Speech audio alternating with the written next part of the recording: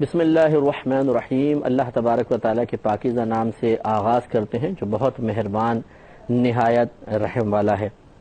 اللہ تعالیٰ کے فضل و کرم سے بخاری شریف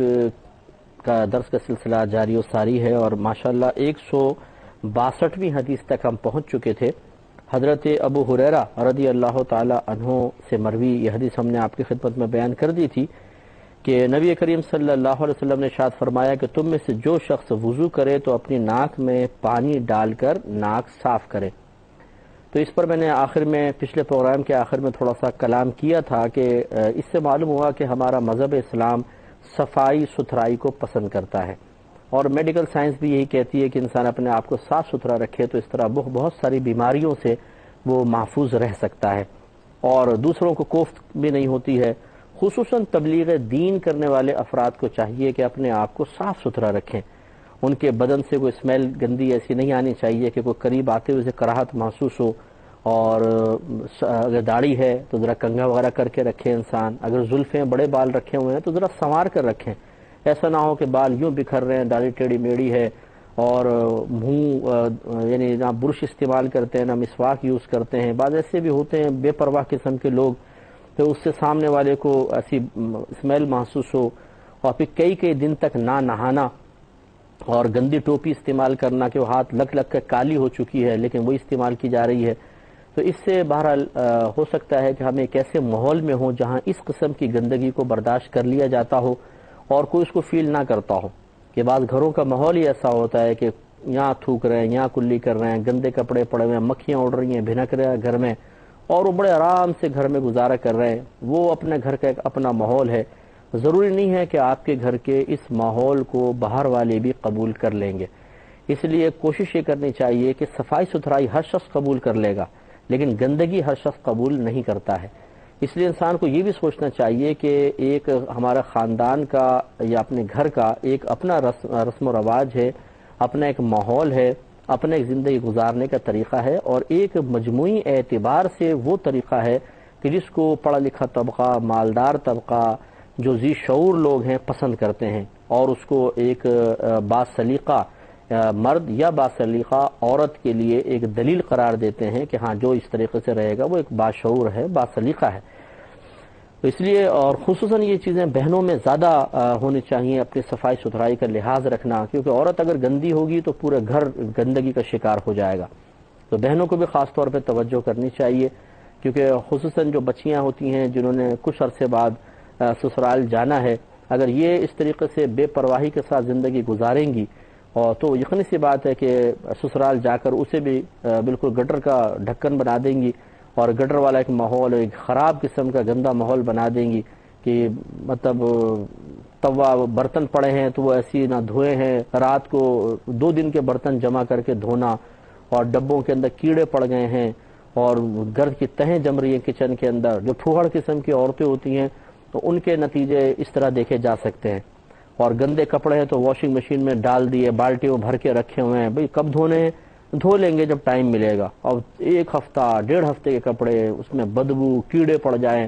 اللہ تعالیٰ معاف فرمائے کہ اس قسم کی جو خواتین ہیں جو سستی کر کے اور پھر وہ پورے گھر کو اس طرح گندا کر دیتی ہیں، تو یہ ان کی تربیت کا فقدان ہے، اللہ تعالیٰ ان کو ہدایت عطا فرمائے۔ تو ایسا نہیں ہونا چاہیے، صفائی ستھرائی کا لحاظ رکھنا چاہیے۔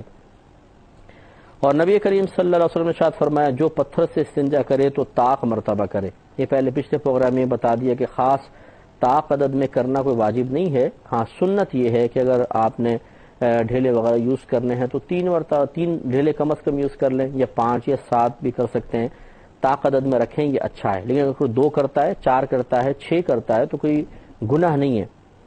اور پھر سرکار نے فرمایا جب تم میں سے کوئی شخص نیند سے بیدار ہو تو وہ وضو کے پانی کے برتن میں ہاتھ ڈالنے سے پہلے اپنے ہاتھ دھو لے، کیونکہ تم میں سے کوئی شخص نہیں جانتا کہ اس کے ہاتھ نے رات کہاں گزاری ہے۔ اس لیے بہت امپورٹنٹ چیز ہے کہ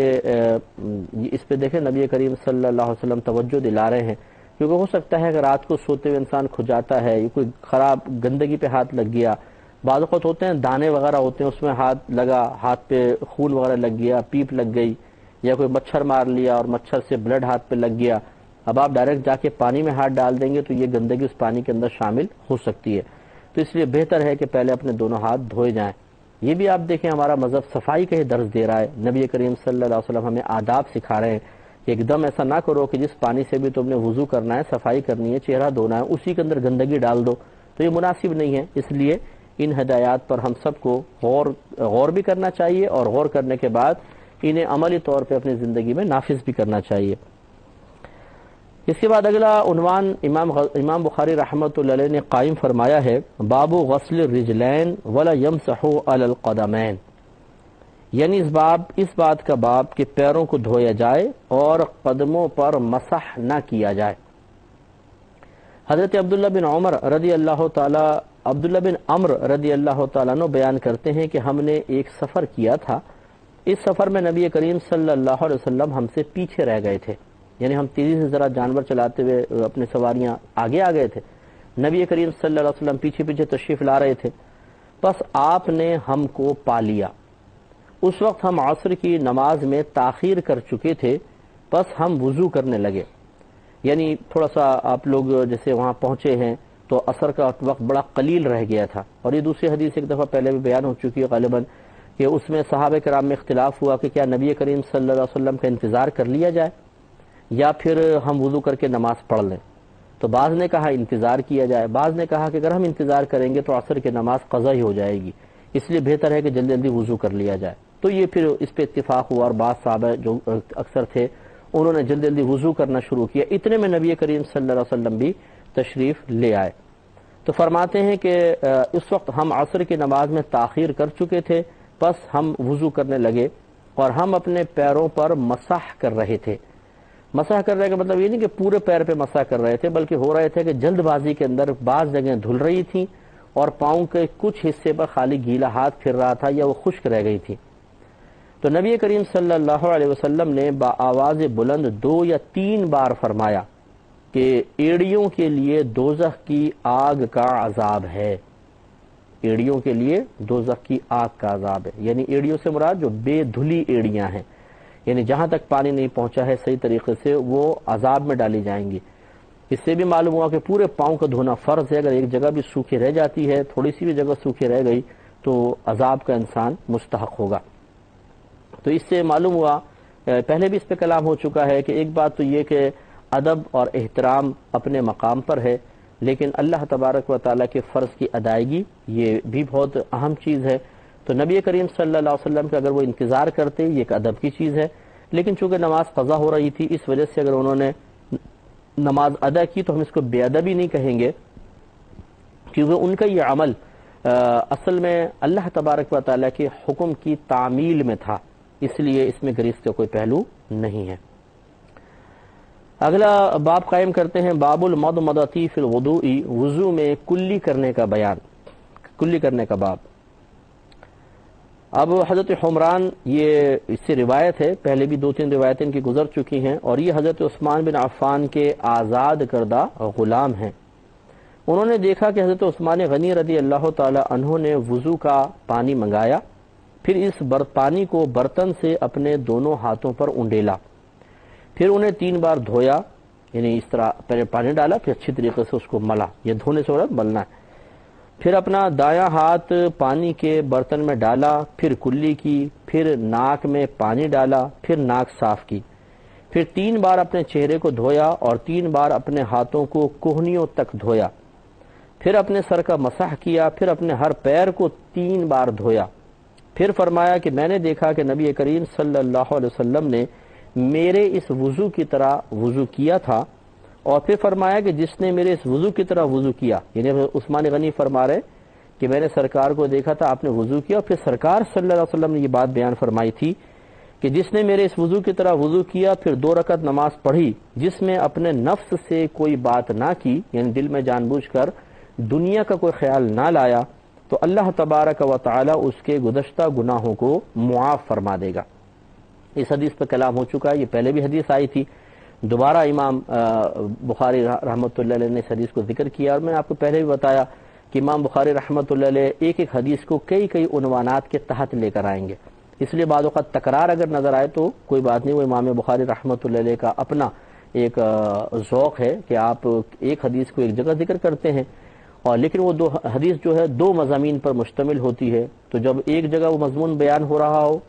ان جو حدیث میں ذکر ہوا وہاں بھی ذکر کر دیں گے، جب وہ مقام آئے گا جہاں پر حدیث میں بیان کردہ دوسرے مضمون کا ذکر ہو، اس کے موافق ہو، تو یہ حدیث پھر وہاں پہ بھی ذکر کر دیتے ہیں۔ اگلی حدیث لے کر آئے ہیں باب غسل العقاب، ایڑیوں کو دھونے کا باب، اور یہ بھی پہلے گزر چکی ہے، اسی کو پھر یہ بیان کرنا ہے، لیکن پہلے قول لے کر آئے، یہ کہتے ہیں کہ وکانا ابن سیرین یغسل موضع الخاتم اذا توضأ، یعنی ابن سیرین جب وضو کرتے تھے تو انگوٹھی کی جگہ کو دھوتے تھے۔ تو ابن سیرین یہ امام اعظم ابو حنیفہ رضی اللہ تعالی عنہ کے زمانے کے ہی ہیں اور بڑے بزرگ ہیں، اور خوابوں کی تعبیر کے سلسلے میں بڑے معروف شخص تھے۔ تو ان کا یہ امام بخاری نے ایک عمل پہلے ذکر کیا ہے حدیث کے ذکر سے پہلے، کہ جب آپ وضو کرتے تھے تو اپنی انگوٹھی کو کوئی کی جگہ کو دھوتے تھے، یعنی انگوٹھی ہٹا کر وہاں پانی بہا لیا کرتے تھے۔ تو یہ اچھی طرح یاد رکھیں، یہ مسئلہ ذہن میں رکھیں کہ جن جن اعضاء کو دھونا فرض ہے اس کے ایک ایک بال پر سے پانی بہنا چاہیے۔ لہذا اگر کسی نے کوئی تنگ انگوٹھی پہن رکھی ہے ٹائٹ قسم کی، اور آپ کو یقین ہے کہ اس کو اگر نہ ہٹاؤں گا تو اس کے نیچے پانی پہنچے گا ہی نہیں، تو فرض ہے کہ اس انگوٹھی کو ہٹا کر پانی پہنچایا جائے، اگر نہیں پہنچائیں گے تو وضو نہیں ہوگا۔ دوسرا اسی طریقے سے بہنیں جو ہوتی ہیں، ناک کی نتھ ہوتی ہے ان کی بعض اوقات چوڑی ہوتی ہے اور وہ جمی ہوئی ہوتی ہے بہت سخت قسم کی، اگر ایسا ہے تو ان کو اس کو اتار کر پھر پانی بہانا پڑے گا۔ ہاں اگر وہ ڈھیلی ہے کہ اس کے نیچے پانی آرام سے پہنچ سکتا ہے، ایسی انگوٹھی ڈھیلی ہے کہ پانی پہنچ سکتا ہے تو ٹھیک ہے۔ اسی طرح بعض کڑے پہن لیتے ہیں، وہ اتنا ٹائٹ قسم کے ہوتے ہیں کہ اوپر نیچے بھی نہیں ہوتے، اور اس کے نیچے پانی اگر حرکت نہ کریں تو نہ پہنچے، تو پھر فرض ہے کہ اس کو حرکت اتارا جائے اور پانی پہنچایا جائے۔ بعض لوگ کہتے ہیں جی انگوٹھی پھنس گئی ہے اب تو انگلی کے اندر نکلتی نہیں ہے، تو اس کو کاٹیں، پھر چاہے کاٹنا پڑے کچھ کرنا پڑے، اس کو کاٹ کر چاہے وہ انگوٹھی ضائع ہو کچھ بھی ہو، لیکن اللہ تعالیٰ کے فرض کی ادائیگی انتہائی ضروری ہے، نہیں کریں گے تو گناہگار ہوں گے۔ اس پر حدیث لے کر آئے ہیں، حدیث نمبر 165 ہے، اس میں حضرت ابو ہریرہ رضی اللہ تعالی عنہ سے ہی یہ روایت ہے کہ، اور بیان کرنے والے ہیں محمد بن زیاد نے اس حدیث کو ذکر کیا ہے کہ وہ کہتے ہیں، محمد بن زیاد کہتے ہیں کہ ابو ہریرہ رضی اللہ تعالی عنہ سے سنا ہے کہ وہ ہمارے پاس سے گزر رہے تھے اور لوگ لوٹے سے وضو کر رہے تھے، تو حضرت ابو ہریرہ رضی اللہ تعالیٰ عنہ نے اس طرح کہا تھا کہ مکمل وضو کرو، کیونکہ ابو القاسم صلی اللہ علیہ وسلم نے ارشاد فرمایا ہے کہ بغیر دھلی ایڑیوں کے لیے آگ کا عذاب ہے۔ وہی حدیث کا ایک اور ٹکڑا یہاں پر آ گیا، لیکن اس سے بھی معلوم ہوا کہ پورے پیر کو اچھی طریقے سے دھونا چاہیے، اور یہ بارہا مختلف پروگرامز میں عرض کر چکا ہوں کہ دھونے اور مسح کرنے میں تھوڑا سا فرق ہوتا ہے۔ دھونے کی تعریف ہے کہ جس جگہ کو آپ دھو رہے ہیں اس پر سے پانی کا بہانا، جیسے مثلا آپ یہ پانی لیں، اس کو یوں گرا دیں، یہ جو پانی ہے یہ بہنا کہلائے گا اور دھونا کہلائے گا،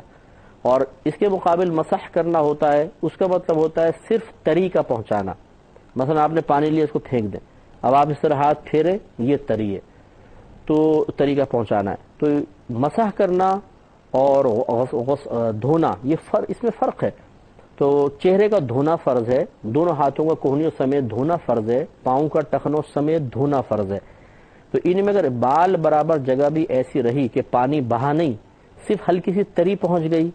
یا سوکھی رہ گئی، تو وضو نہیں ہوگا اور شدید قسم کا عذاب ہے، اس لیے توجہ رکھی جائے۔ آگے کہتے ہیں ایک اور باب قائم کیا امام بخاری رحمۃ اللہ علیہ نے کہ باب غسل الرجلین فی النعلین ولا یمسح علی النعلین، پیروں کو جوتوں میں دھونا اور جوتوں پر مسح نہ کرنے کا باب۔ حضرت عبید بن جریج کہتے ہیں، انہوں نے روایت کی ہے کہ انہوں نے حضرت عبداللہ بن عمر رضی اللہ تعالی عنہما سے کہا کہ اے ابو عبد الرحمن، میں نے آپ کو 4 ایسے کام کرتے ہوئے دیکھا ہے کہ آپ کے اصحاب میں سے کوئی ایک بھی ان کاموں کو نہیں کرتا ہے۔ حضرت ابن عمر رضی اللہ تعالی عنہما نے فرمایا کہ اے ابن جریج، وہ کون سے کام ہیں؟ انہوں نے کہا، میں نے دیکھا ہے کہ آپ کعبہ کے ارکان میں سے صرف 2 رکن یمانی کو مس کرتے ہیں، یعنی 2 رکنوں کو کرتے ہیں، یمانین کے الفاظ آئے ہیں، 2 رکن یمانی کو ٹچ کرتے ہیں، وضاحت میں بھی کرتا ہوں۔ اور میں نے آپ کو دیکھا ہے کہ آپ بغیر بالوں کے چمڑے کے جوتے پہنتے ہیں، یعنی ایک تو ہوتے ہیں بالوں والے جوتے جس میں کھال کے اندر بال بھی لگے ہوتے ہیں، اور ایک ہے کہ بال صاف ستھرے ہوں پھر اس کھال کے جوتے بنا کے پہنے، تو آپ بغیر بالوں والے چمڑے کے جوتے پہنتے ہیں۔ اور میں نے آپ کو دیکھا ہے کہ آپ زرد رنگ کے ساتھ رنگتے ہیں، یعنی پھر داڑھی وغیرہ کو۔ اور میں نے آپ کو دیکھا ہے کہ جب آپ مکے میں ہوتے ہیں تو لوگ جب چاند دیکھ لیتے ہیں تو احرام باندھ لیتے ہیں، اور آپ احرام نہیں باندھتے حتیٰ کہ 8 ذوالحجہ ہو جائے۔ حضرت عبداللہ بن عمر رضی اللہ تعالی عنہما نے کہا کہ اچھا ارکان، تو میں نے یعنی جو میں کعبۃ اللہ کے کونوں کو ٹچ کرتا ہوں تو میں نے نبی کریم صلی اللہ علیہ وسلم کو صرف 2 رکن یمانی کو مس کرتے ہوئے دیکھا ہے، تو میں بھی ایسے ہی کرتا ہوں۔ اور بغیر بالوں کے چمڑے کے جوتے، تو میں نے نبی کریم صلی اللہ علیہ وسلم کو دیکھا ہے کہ آپ ایسے چمڑے کے جوتے پہنتے تھے جن پر بال نہیں ہوتے تھے، اور انہی جوتوں میں وضو کرتے تھے۔ بس میں بھی محبت میں ایسے ہی کرتا ہوں کہ ان جوتوں کو پہنوں۔ اور زرد رنگ کا جو معاملہ ہے تو میں نے نبی کریم صلی اللہ علیہ وسلم کو زرد رنگ سے اپنی ریش مبارکہ وغیرہ رنگتے ہوئے دیکھا ہے۔ اور رہا احرام باندھنا، تو میں نے دیکھا کہ نبی کریم صلی اللہ علیہ وسلم اسی وقت احرام باندھتے تھے جب آپ کی اونٹنی آپ کو لے کر چل پڑتی تھی۔ تو یہ لفظی ترجمہ ہے جو آپ کی خدمت میں عرض کیا، اب تھوڑی سی ہم وضاحت کے ساتھ کریں گے، اور یہ ہے حدیث نمبر 166۔ حضرت ابن جریج جو ہیں انہوں نے یہ کویشچن کیا، حضرت عبداللہ بن عمر رضی اللہ تعالیٰ عنہما کو دیکھا کہ آپ کچھ ایسے کام کر رہے ہیں جو اکثر صحابہ سے ہٹ کر ہیں، تو تجسس پیدا ہوا کہ کیا معاملہ ہے کہ باقی لوگ ایسا کر رہے ہیں، حضرت عبداللہ بن عمر رضی اللہ تعالیٰ عنہما تھوڑا سا ہٹ کر رہے ہیں، تو انہوں نے کویشچن کیا۔ اس سے معلوم ہوا کہ اپنے جو بڑے بزرگ ہوتے ہیں، علماء ہیں، خطباء ہیں، مفتیان کرام ہیں، مشائخ ہیں، ان کے اعمال کو بغور انسان دیکھے، ان کا مطالعہ کرے، مشاہدہ کرے، اور اگر کوئی بات ایسی ہو جو وضاحت طلب ہو، کچھ سیکھنے والی بات ہو، تو دائرۂ ادب میں رہ کر ان کے موڈ کا لحاظ کرتے ہوئے، ماحول کا لحاظ کرتے ہوئے، محفل کے تمام تقاضوں کا لحاظ کرتے ہوئے دائرۂ ادب میں رہ کر اچھے انداز سے ان سے پوچھ لیں کہ جی ایسا میں نے کرتے ہوئے دیکھا، تھوڑا میری اصلاح فرمائیے، مجھے سکھائیے کہ ایسا کیوں ہے اور ایسا کیا مسئلہ ہے۔ تو پھر یہ کہ اگر وہ جواب دے دیں تو بہت اچھی بات ہے، لیکن اس میں ضد نہیں کرنی چاہیے کہ آپ پیچھے لگ جائیں کہ مجھے بتائیں بس، اور نہ بتائیں تو ہم بدگمان اور بدظن ہو جائیں، یہ قطعی طور پر غلط چیز ہوتی ہے۔ تو بعض چیزیں ایسی ہوتی ہیں کہ اکابرین اپنے معمولات میں ان چیزوں کو رکھتے ہیں اور وہ پسند نہیں کرتے کہ وہ کسی کو اس کی حکمت بتائیں، یا ان کی بعضوں کی بزرگوں کی عادت ہوتی ہے، وہ چاہتے ہیں کہ جو ہمارے متبعین ہیں وہ خود مشاہدہ کر کے اور پھر وہ خود سیکھ لیں، بس پھر وہ کہتے ہیں کہ خود سیکھیں، پوچھیں نہیں۔ ایسی صورت میں کوئی پوچھتا بھی ہے تو جواب نہیں دیتے ہیں، تو ہمیں بدظن نہیں ہونا چاہیے بلکہ خود مشاہدہ کر کے چیزوں کو دیکھنا چاہیے۔ اب ابن جریج نے دیکھا کہ آپ اب دو رکن یمانی سے مراد، دیکھیں پہلا جو ہے وہ حجر اسود والا کونا ہے، پھر اس کے بعد رکن شامی ہے، پھر رکن عراقی ہے، پھر جو اگلا ہے وہ رکن یمانی کہلاتا ہے۔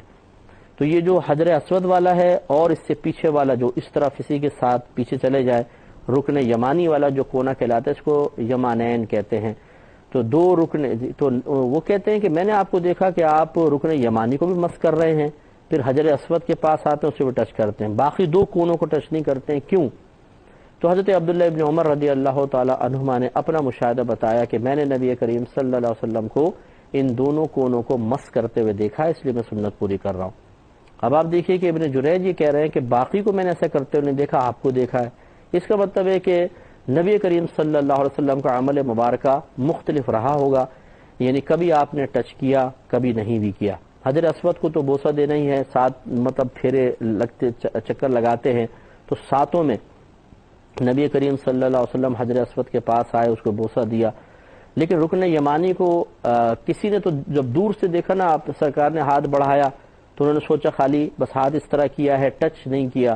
حضرت عبداللہ ابن عمر نے ٹچ کرتے ہوئے دیکھ لیا، تو وہ طریقہ بعض نے اپنا لیا، کوئی طریقہ بعض نے اپنا لیا۔ دونوں طرح کی حدیثیں بیان ہوئی ہیں، تو اس پہ انشاءاللہ ہم کلام مزید کریں گے، لیکن اگلے پروگرام میں۔ وآخر دعوانا ان الحمدللہ رب العالمین۔